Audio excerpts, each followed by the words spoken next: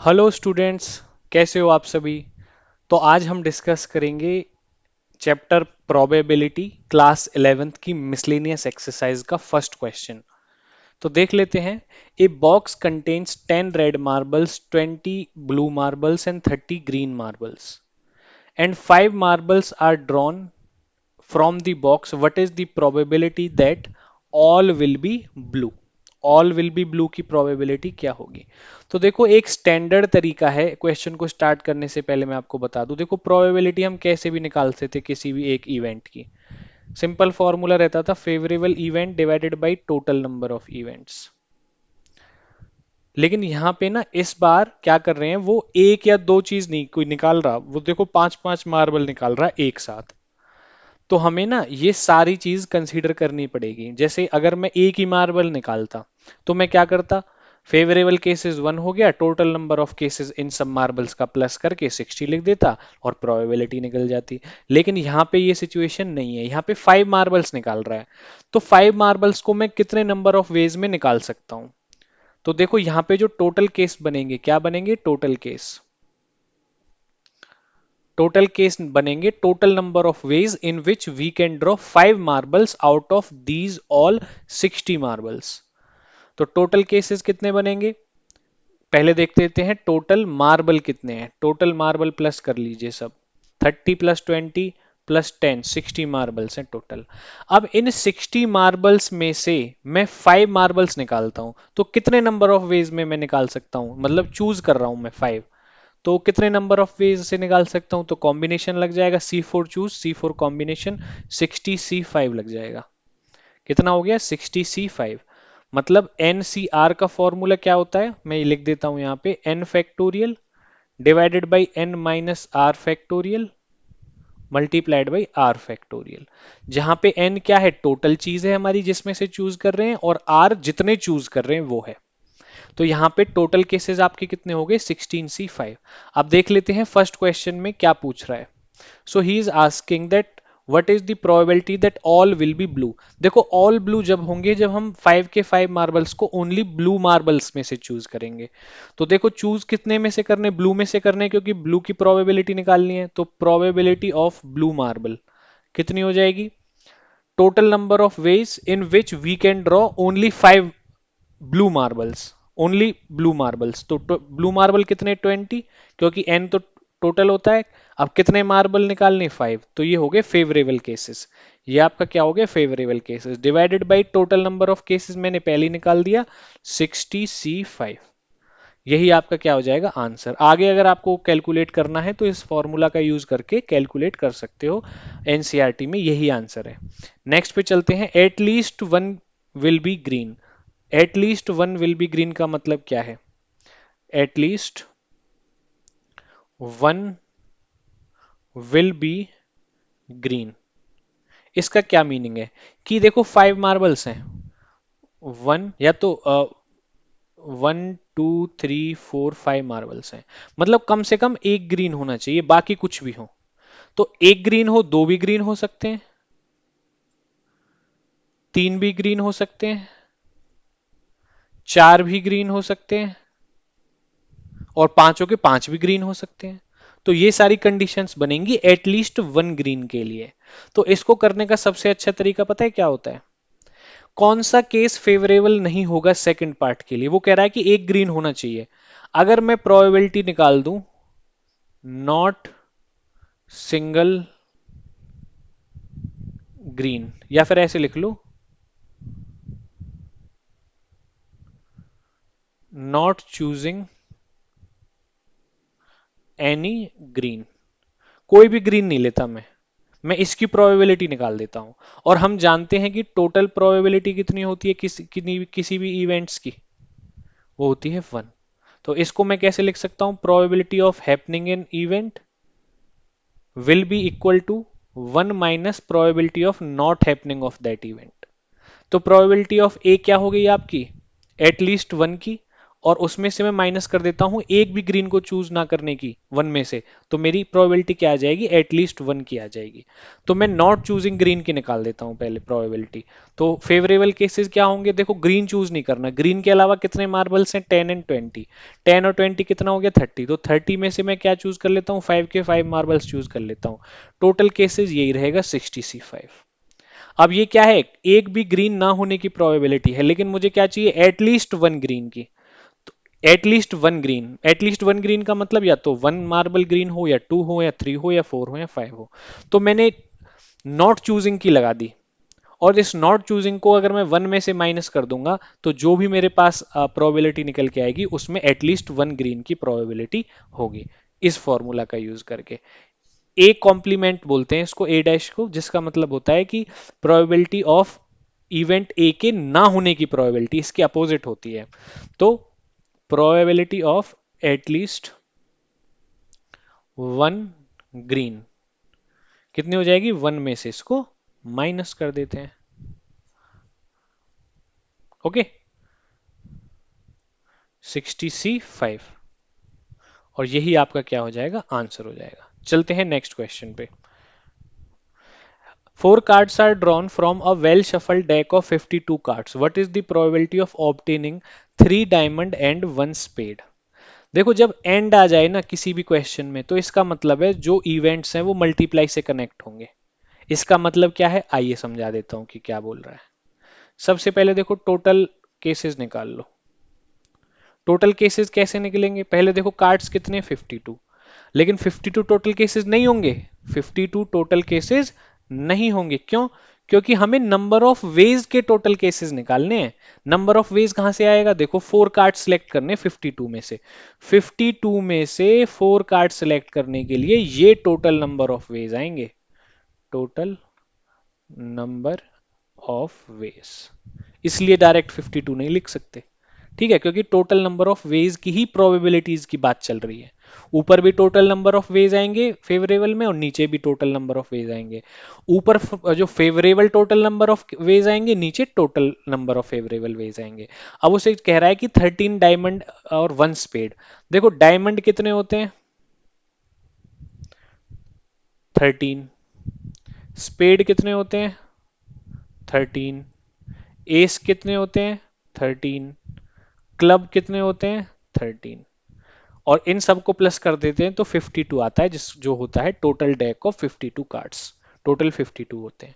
अब देखो उसे क्या चाहिए, थ्री डायमंड चाहिए, तो डायमंड अगर उसको थ्री चाहिए तो किस में से चूज करेगा, डायमंड में से तो चूज करेगा। तो 13C3। एक स्पेड चाहिए, स्पेड भी कितने होते हैं, 13, उसमें से एक चूज कर लेगा।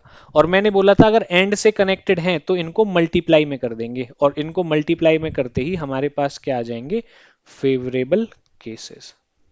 ये हमारे क्या हो गए, फेवरेबल केसेस हो गए।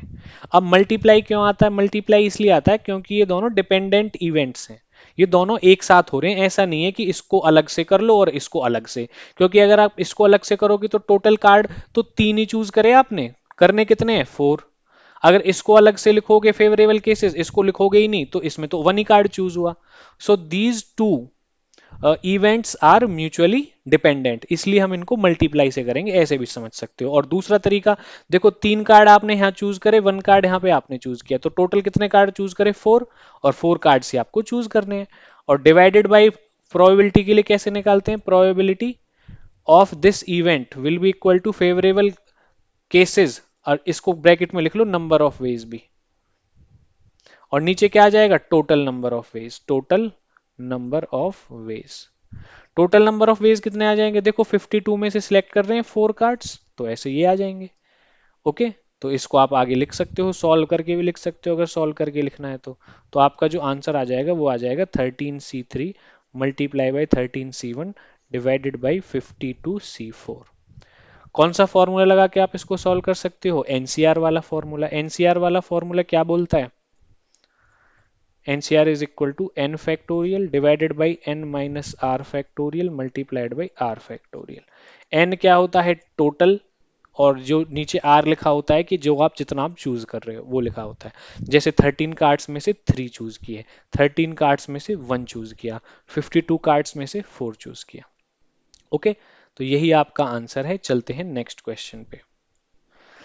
If a die has two faces each with number 1, देखो डाई पे टू फेसेस हैं जिन पे 1 नंबर है, तो मैं डाई के टू फेस बना लेता हूँ। 3 faces with each number 2, 3 faces हैं जिन पे 2 नंबर है, एंड 1 फेस है जिस पे 3 नंबर है। तो ये क्वेश्चन तो बहुत ही सिंपल हो गया। वो पूछ रहा है कि probability of getting 2, probability of getting number 2। तो देखो फेवरेबल केस, इसमें नंबर ऑफ वेज का कोई चक्कर ही नहीं है, इसमें नंबर ऑफ वेज का कोई चक्कर ही नहीं है, क्योंकि वो एक बार में एक ही चूज चूज कर रहा है। यहाँ पे एक ही इवेंट की बात चल रही है। तो टू कितने हैं आपके फेसेस पे, 1 2 3, 3 फेसेस पे 2 नंबर है, और टोटल नंबर्स कितने हैं, 1 2 3 4 5 6। तो प्रोबेबिलिटी कितनी हो जाएगी, 1/2। सेकंड पार्ट देख लेते हैं, प्रोबेबिलिटी ऑफ 1 और 3। मैंने आपको बताया था जब और की बात होती है तो और में क्या होता है, प्लस होता है, एंड में मल्टीप्लाई, और में प्लस, और में क्या होता है, प्लस। अब देखो 1 आ जाए या 3 आ जाए कोई दिक्कत नहीं है। तो 1 कितने फेसेस पे है, 2 फेसेस पे है। 3 कितने फेसेस पे है, 1 फेसेस पे है। तो पॉसिबल आपके फेवरेबल आउटकम्स क्या हो गए, 2+1, और नीचे क्या आएगा, टोटल। तो ये भी कितना आ जाएगा, 3/6। आंसर होगा 1/2, क्योंकि 2 फेवरेबल केसेस थे 1 आने के लिए, और 1 केस था 3 आने के लिए। क्योंकि बीच में और लगा हुआ है, इसलिए इन दोनों केसेस को हमने क्या कर दिया, प्लस कर दिया। और के लिए प्लस, एंड के लिए मल्टीप्लाई, और के लिए प्लस और एंड के लिए मल्टीप्लाई। ठीक है जी, चलते हैं आगे। अभी ऐसा क्यों होता है, देखो ऐसे भी समझ सकते हो, क्योंकि इंडिपेंडेंट है। या तो एक आ जाए या 3 आ जाए सेकंड पार्ट में, तो एक आने की प्रोबेबिलिटी कितनी है, 1/6। और या फिर 3 आ जाए, 3 आने की कितनी है, एक इसके एक आने की, 1 आने की कितनी थी, 2/6, और 3 आने की कितनी है, 1/3, 1/6। अब ये दोनों ये इंडिपेंडेंटली भी ठीक है, क्योंकि दोनों कंप्लीट कर रहे हैं कंडीशन को, लेकिन और लगा दिया तो दोनों को प्लस कर लो, तब भी तो 3/6 ही आता है। ऐसे भी समझ सकते हो। नॉट 3 की बात कर रहा है थर्ड पार्ट में, मतलब 3 के अलावा कुछ भी आ जाए। तो फेवरेबल केसेस कितने हो गए, 1 2 3 4 5, और टोटल केसेस हो गए 6। तो यही आपकी प्रोबेबिलिटी आ गई, प्रोबेबिलिटी ऑफ नॉट 3। ओके, तो ये तो सिंपल ही क्वेश्चन था। चलते हैं नेक्स्ट क्वेश्चन पे।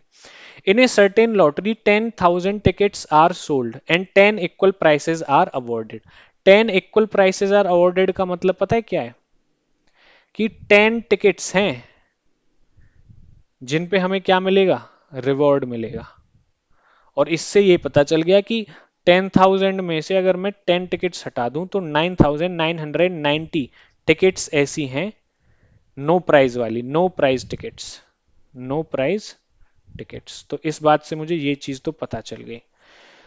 What is the probability of not getting a prize, देखो इस पे ध्यान देना, नॉट गेटिंग प्राइज की बात कर रहा है, नॉट गेटिंग प्राइज।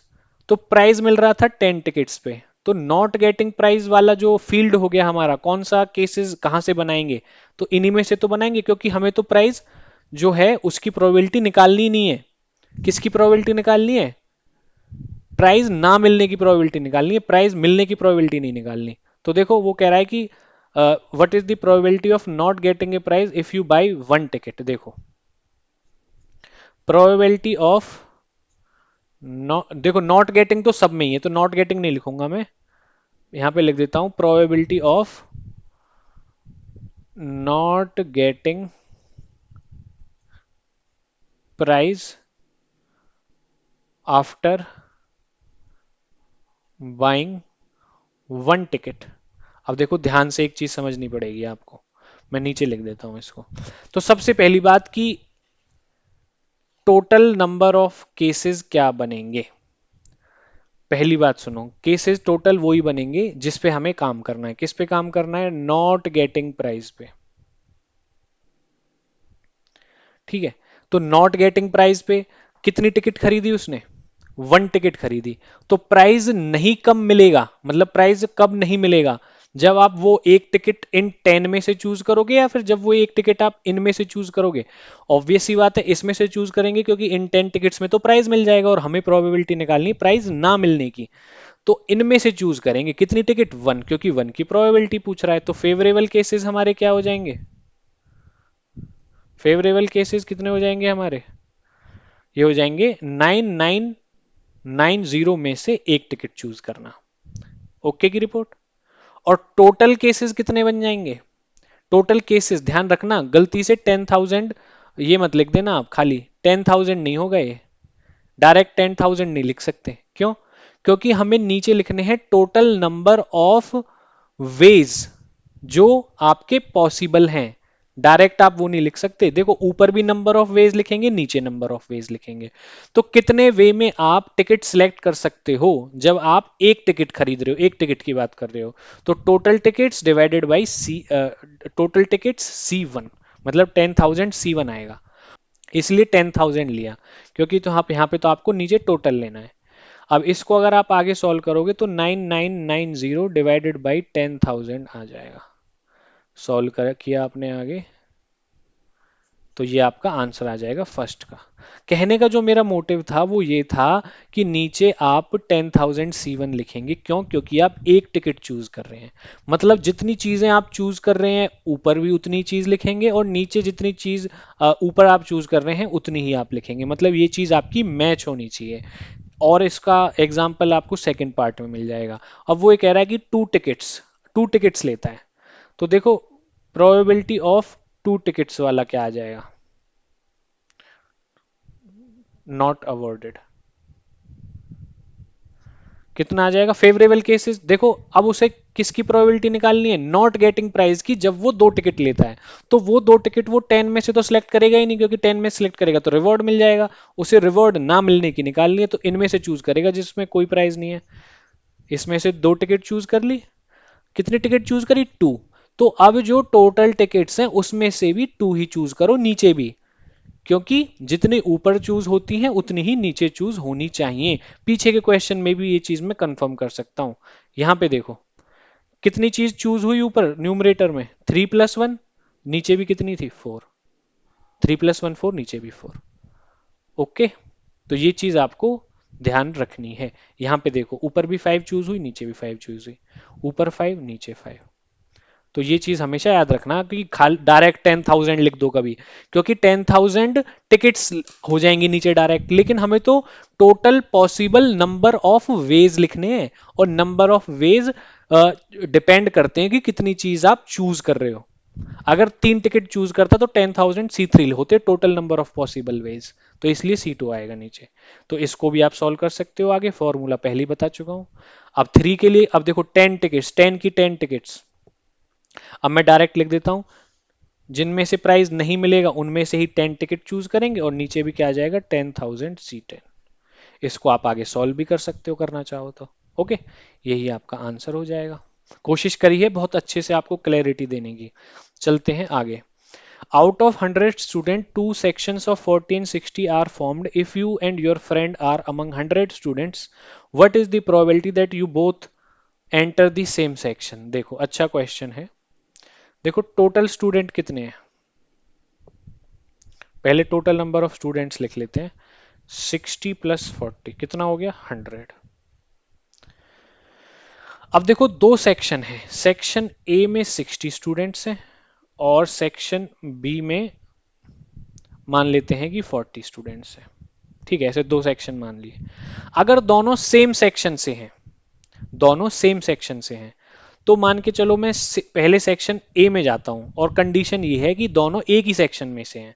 चाहे वो सेक्शन ए हो चाहे सेक्शन बी हो, मतलब कि चाहे तो दोनों बच्चे सेक्शन ए में आ जाएं, कोई दिक्कत नहीं है, वो भी इवेंट हमारा फेवरेबल होगा according to condition number A. अगर वो दोनों बी में से हैं तो भी हमारा काम हो गया, वो भी एक फेवरेबल केसेस है, क्योंकि यही इस बात का मतलब है पार्ट ए में।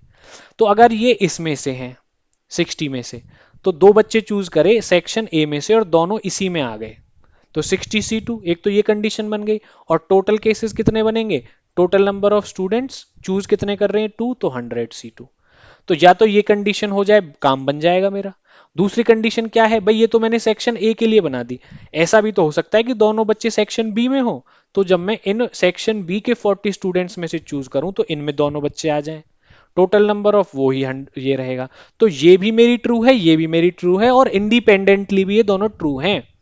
क्या है दोनों? Independently true. इंडिपेंडेंटली ट्रू मतलब अगर मैं इसको ना देखूं, इसको ही देखूं, तो कंडीशन क्या है कि भाई what is the probability that both will enter the same section. तो क्या इस कंडीशन के हिसाब से दोनों एक सेक्शन में आ गए? बिल्कुल आ गए, काम हो गया। अधूरा अधूरापन तो नहीं है कुछ इसमें, नहीं। लेकिन इसके साथ साथ एक और कंडीशन पॉसिबल है, कौन सी? कि भी वो सेक्शन बी में भी तो हो सकते हैं, क्योंकि हमें सिर्फ ये बोला है कि दोनों बच्चे किसी एक सेक्शन में होने चाहिए। तो ये भी ट्रू हो गई। तो जब दो इस तरह से इंडिपेंडेंटली इवेंट ट्रू होते हैं तो दोनों को हम क्या कर देंगे? प्लस। तो हमारा आंसर कितना आ जाएगा? 60C2 plus 40C2 divided by 100C2। और यही हमारा क्या हो जाएगा? आंसर। इसको जो अगर आप आगे सॉल्व भी करना चाहो तो सॉल्व भी कर सकते हो, मैं भी सॉल्व करके दिखा देता हूँ। 60 को कैसे लिखेंगे? 60 factorial divided by 60 minus 2 factorial मतलब 58 फैक्टोरियल मल्टीप्लाइड बाई 2 फैक्टोरियल जो 2 ही होता है, प्लस कर लीजिए। 40C2 क्या होता है? 40 फैक्टोरियल डिवाइडेड बाई 40 माइनस 2 मतलब 38 फैक्टोरियल मल्टीप्लाई बाई 2 फैक्टोरियल। इसके नीचे क्या आ जाएगा? 100C2 मतलब 100 फैक्टोरियल, और डिवाइडेड बाई क्या आ जाएगा 100 फैक्टोरियल के? 100 माइनस 2 मतलब 98 फैक्टोरियल मल्टीप्लाइड बाई 2 फैक्टोरियल। आगे सॉल्व कर लेते हैं। तो देखो 58 वाले तो 58 तक कैंसिल हो जाएंगे 60 में से, तो ऊपर रहेगा आपका 59 multiplied by 60 divide by 2 plus 39 multiply by 40 divide by 2। 2 factorial तो 2 ही होता है। नीचे क्या आ जाएगा? 99 मल्टीप्लाई बाई 100 डिवाइड बाई 2। अब इसको आगे सॉल्व कर सकते हैं। 2 से ये 30 टाइम कैंसिल हो जाएगा, ये 240 को 20 टाइम कैंसिल करेगा, ये 200 को 50 टाइम कैंसिल करेगा। तो 30 की 59 में मल्टीप्लाई करेंगे तो कितना आएगा? 1770। 39 को 20 में मल्टीप्लाई करेंगे तो कितना आएगा? 780। 99 को 50 में मल्टीप्लाई करेंगे कितना आएगा? 4950। इनको प्लस कर लो, ऊपर कितना आ जाएगा? 0।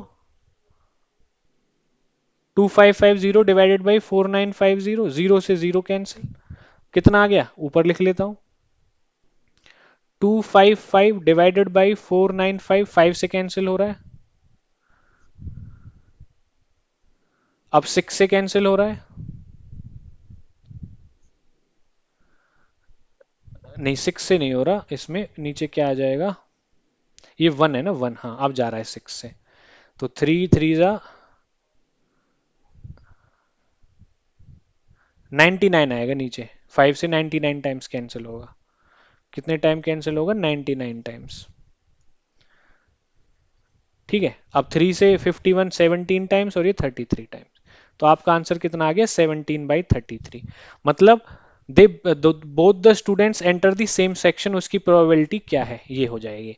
अब नेक्स्ट है you both enter the different sections. तो इसको निकालने का सिंपल सा तरीका है, देखो सेम के होने की प्रोबेबिलिटी है प्रोबेबिलिटी ऑफ ए, और डिफरेंट सेक्शन पे एंटर करने की प्रोबेबिलिटी क्या होगी? ए नॉट। भाई देखो दो ही कंडीशन है, या तो दोनों एक ही सेक्शन में होंगे या दोनों अलग अलग सेक्शन में होंगे। अलग अलग की कंडीशन मैंने प्रोबेबिलिटी ऑफ ए नॉट लिख ली, जो इक्वल टू हो जाएगी total probability 1 minus probability of A. ये फॉर्मूला मैं पहले भी बता चुका हूं आपको। The probability of both the students entering different sections will be equal to the total probability, that is 1 minus the probability of both of students entering the same section. मतलब उनके सेम सेक्शन में होने की probability को minus कर दो 1 में से, उन दोनों के अलग अलग होने की प्रोबेबिलिटी आ जाएगी, अलग अलग सेक्शन में होने की। तो सेकंड पार्ट यहाँ पे इजीली आप कर सकते हो। प्रोबेबिलिटी ऑफ ए नॉट कितनी आ जाएगी? 1 माइनस 17/33। तो ये आ जाएगा आपका 33 माइनस 17 डिवाइडेड बाई 33। माइनस करोगे तो कितना आ जाएगा? 16/33। तो सेकंड का आपका आंसर आ गया 16/33। अरे इस क्वेश्चन को ना, अब आप बोलोगे सर आपने ये तो ऐसे माइनस करके कर दिया, ऐसे भी कर सकते हैं क्या जैसे हमने फर्स्ट वाले क्वेश्चन को किया? बिल्कुल कर सकते हैं। तो मैं इसको अगले पेज पे आपको दूसरे तरीके से करके दिखा देता हूँ बी पार्ट को। So you both enter the different sections, part B को कर लेते हैं। You both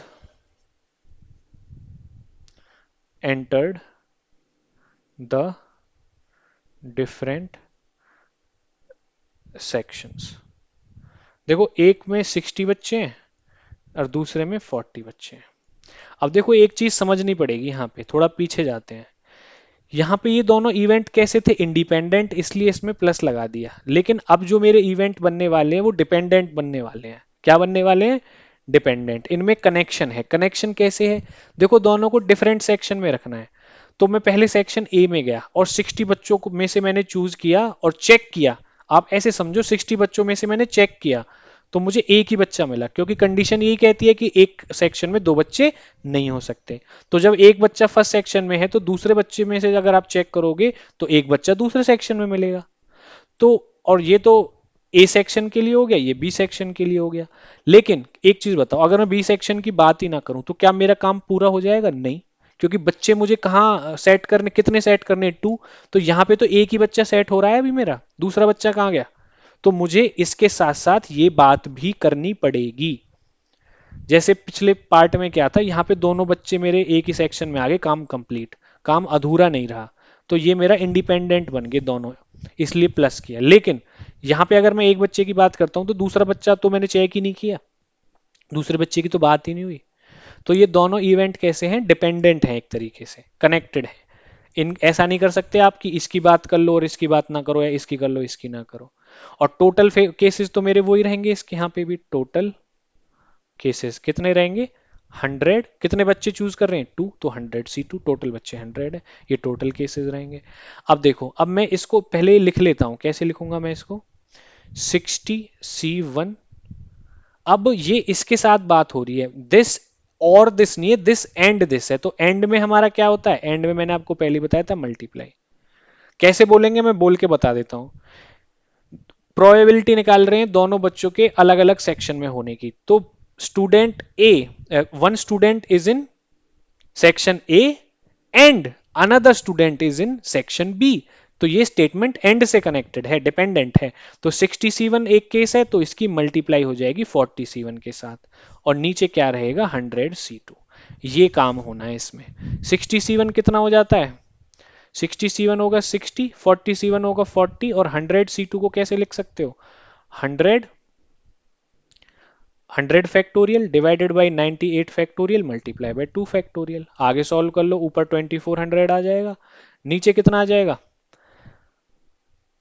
99 multiply by 100 divide by 2।